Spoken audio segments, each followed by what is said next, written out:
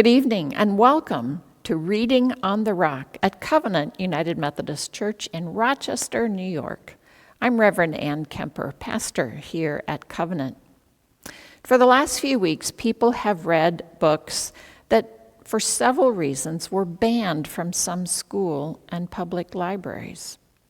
And tonight, Bob Kern will read a story which is sort of like Prince Charming, only with a twist. It's that twist that got the book banned in some school districts. But the twist is what makes the book charming. Hi, I'm Bob Kern, and I'm dressed as a knight because tonight we're reading Prince and Knight. It is written by Daniel Hock, who graduated from Ithaca College, so there's a local connection, even though he now lives in Los Angeles. And it's illustrated by Stevie Lewis. It's published by Little B Books. Prince and Knight. Once upon a time, in a kingdom far from here, lived a charming prince who was handsome and sincere.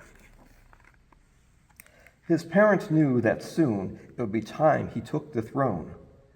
But with a kingdom so grand, the prince could not rule alone. So the three of them set out and traveled far and wide on a quest to find the prince a kind and worthy bride.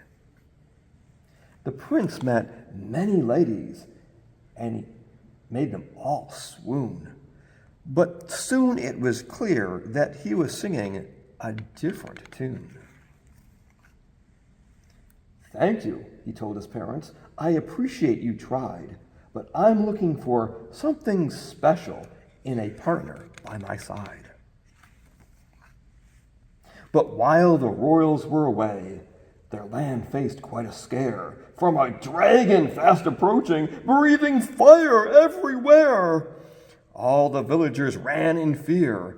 Even the soldiers hid and fled.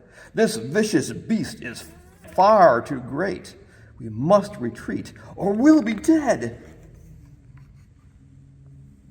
The prince heard the dreadful news, and he raced home with all his might.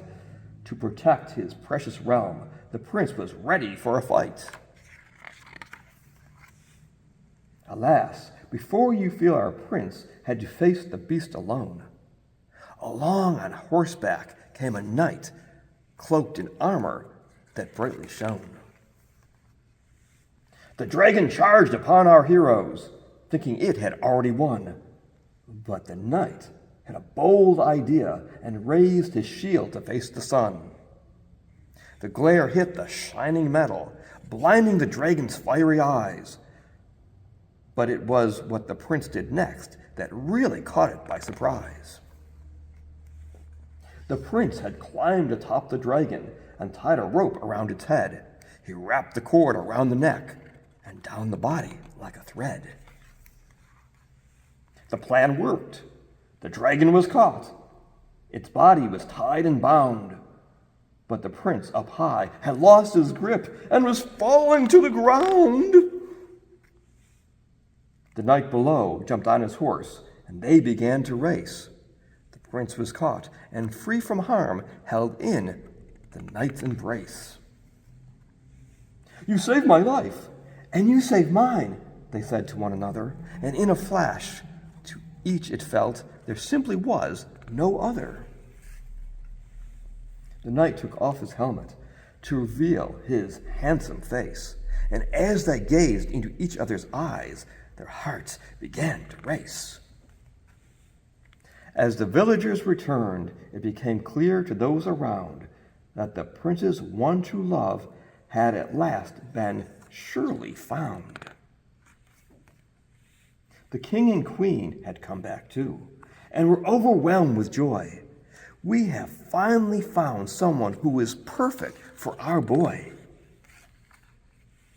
And on the two men's wedding day, the air filled with cheer and laughter, for the prince and his shining knight would live happily ever after. Prince and Knight. Thank you, Bob. This book helps us rethink how we envision Prince Charming. Please pray with me God of grace and God of glory, thank you for gifting authors with the ability to help us think differently and accept more openly. May we all find our own charming stories to tell. Amen. So join us next week as we read another banned book. Good night.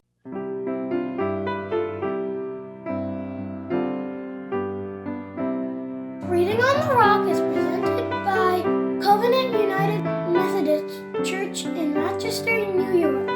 If you like Reading on the Rock, please give a donation on our website, covenantroc.org.